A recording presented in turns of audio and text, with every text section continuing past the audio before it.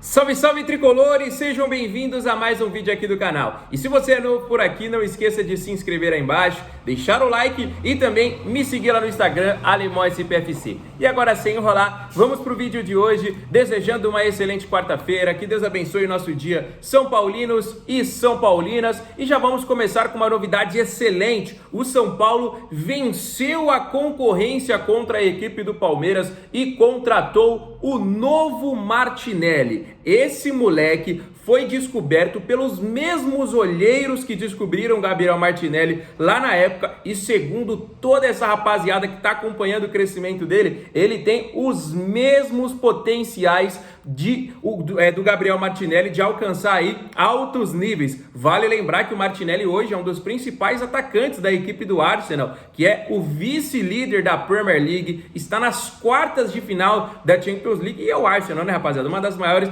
equipes do mundo. O São Paulo fechou a contratação de Pedro Falvella, de 15 anos de idade. Ele é um ponta que estava na equipe do Ituano. O Palmeiras tentou, mas foi o São Paulo que conseguiu a sua contratação. Ele que, como eu disse aí para vocês, é considerado o novo Martinelli. Mais uma contratação para a base, né? O São Paulo vem fazendo muitas contratações recentemente para as categorias de base e esse moleque tem um potencial enorme. Estava no Ituano, mesmo caminho do Martinelli e segundo, né? Todo mundo que acompanha e acompanhou o crescimento do Martinelli, o moleque tem potencial semelhante, né? Então, pode ser que ele chegue no Arsenal, na seleção brasileira, pode ser que ele brilhe aí também com a camisa do São Paulo, Pedro Falvella, de 15 anos de idade. O que vocês acharam aí dessa notícia, rapaziada? Eu sempre acho muito legal quando o São Paulo fecha essas contratações para base, mas eu sempre falo também, não adianta só a gente ficar contratando, revelando, chega no profissional com Zubeldia, a molecada não joga.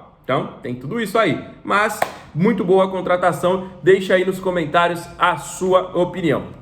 Fala mais um pouquinho sobre o Campeonato Paulista, né? Ainda repercute a derrota que a gente teve para a equipe do Palmeiras. E ontem, né, o São Paulo emitiu aí, além de uma nota oficial, uma reclamação para a Federação Paulista de Futebol, pedindo a exclusão do árbitro e também do VAR. E o São Paulo ameaçou um boicote ao Paulistão de 2026, podendo aí utilizar uma equipe alternativa, segundo as informações que a gente teve aí.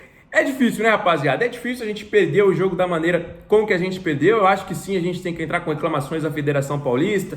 Sinceramente, eu acho que não faz muita diferença, nunca acontece nada, né? O próprio presidente deu uma declaração aí, não sei o quê. Então, realmente, às vezes não acontece nada, rapaziada. Mas eu acho certo aí essa reclamação. Eu só acho que teve parâmetros e parâmetros pra gente comparar aí, né? O Palmeiras disse, né, sobre a Copa do Brasil de 2022, disse sobre outros lances polêmicos quando o São Paulo foi beneficiado. O fato é que a arbitragem brasileira ela é vergonhosa, né? Em um jogo a gente é prejudicado, em um outro jogo a gente é beneficiado. Isso é verdade, né? Só é duro quando a gente é eliminado, ainda mais por um rival, da maneira como que foi. Eu só acho que boicotar o Paulistão 2026 não é certo. O São Paulo entrar aí reclamando, né, do Rafael Veiga ter chutado a bandeirinha também não é certo. Tá certo que se fosse o Luciano, se fosse um jogador de São Paulo fazendo o mesmo, poderia ter ocasionado um cartão, poderia ter ocasionado até uma confusão, né? Então, mas fazer o quê? Faz parte, né? Agora a gente tem que aguentar. O Palmeiras está até hoje zoando a equipe do São Paulo aí nas redes sociais. Desde segunda-feira tiveram muitas provocações.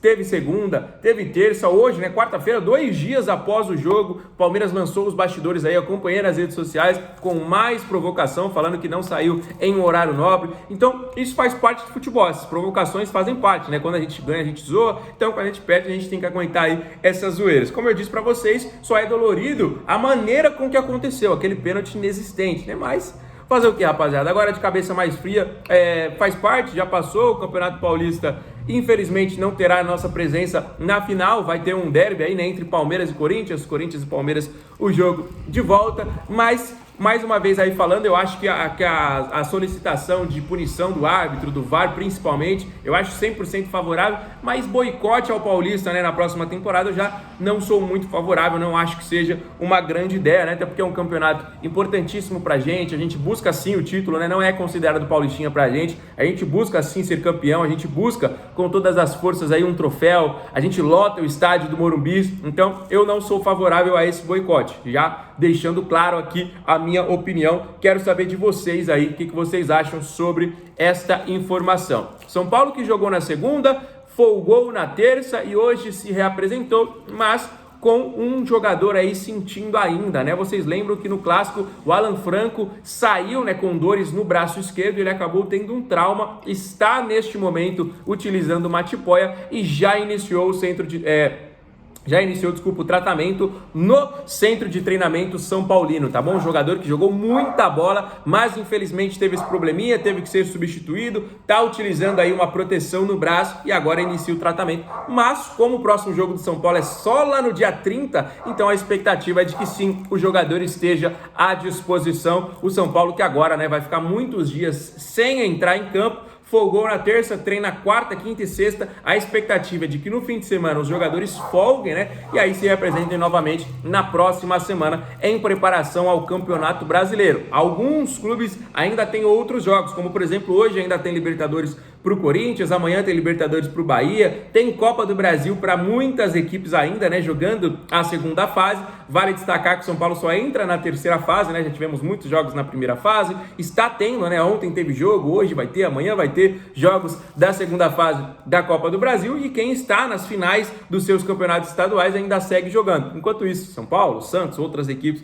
que já foram eliminadas aguardam apenas o início, né, do campeonato que será no fim do mês, tá bom? Então São Paulo entra em campo dia 30 contra o próprio Sport, né? O Sport que está lutando aí para ser campeão pernambucano. Se não estiver muito enganado, está na final, né? Avançou aí pelo Santa Cruz, se eu não me engano, o Sport aí acho que ganhou a semifinal ou está praticamente classificado. Então é o primeiro adversário aí dessa nossa conquista, dessa nossa disputa. Se Deus quiser, pode virar uma conquista. Já faz muito tempo que nós não ganhamos o Campeonato Brasileiro. Libertadores inicia no próximo mês, assim como Copa do Brasil. Então, finzinho de março, Brasileirão, Libertadores em abril, Copa do Brasil também em abril. Vale lembrar também, para todo mundo aí que pode ter esquecido, meio do ano teremos o Super Mundial de Clubes. Apesar do São Paulo não estar presente, não disputar essa competição, nós teremos aí uma paralisação, né? Então por isso que as competições estão sendo antecipadas. O Paulista começou mais cedo, vai terminar mais cedo, assim como o Brasileiro começa mais cedo e as outras competições aí,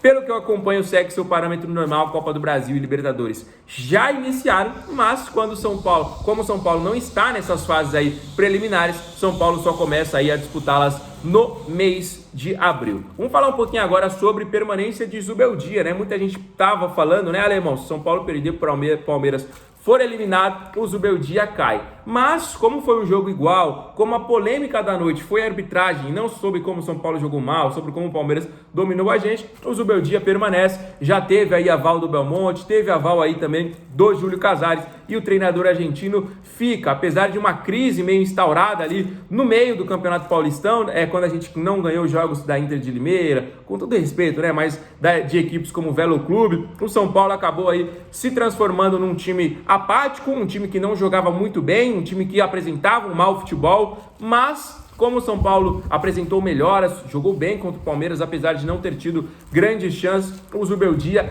fica, né? Eu, sinceramente, rapaziada, eu acho que já deu, né? O Zubeldia foi um treinador aí que chegou cercado de muitas expectativas, mas só porque ele habla, eu acho que ele tá tendo aí mais, vamos dizer assim, benefícios do que foi com o Carpini, por exemplo, né? Porque o Carpini acabou sendo eliminado precocemente pro Novo Horizontino nas quartas, mas ele tinha tido um título de Supercopa, tinha quebrado um tabu que a gente não tinha nunca vencido o Corinthians na Neoquímica Arena. Só para vocês terem noção, o desempenho do Zubeldia em clássicos é inferior a 38%, né? Então é um desempenho muito abaixo. O Carpini tinha o desempenho com mais de 50%, né? Então, rapaziada, eu acho que às vezes tem uma proteção aí em alguns nomes que eu acho desnecessária, né? Não tô falando que o Carpini era o salvador da pátria, mas eu acho ele um treinador interessante. Ele acabou tendo a zica, né, de ser eliminado nos pênaltis pro Novo Horizontino, e além do mais, ainda teve toda a situação do Rames Rodrigues, né? O Rames Rodrigues, que na época era a maior esperança do São Paulo, assim, a torcida realmente tinha uma expectativa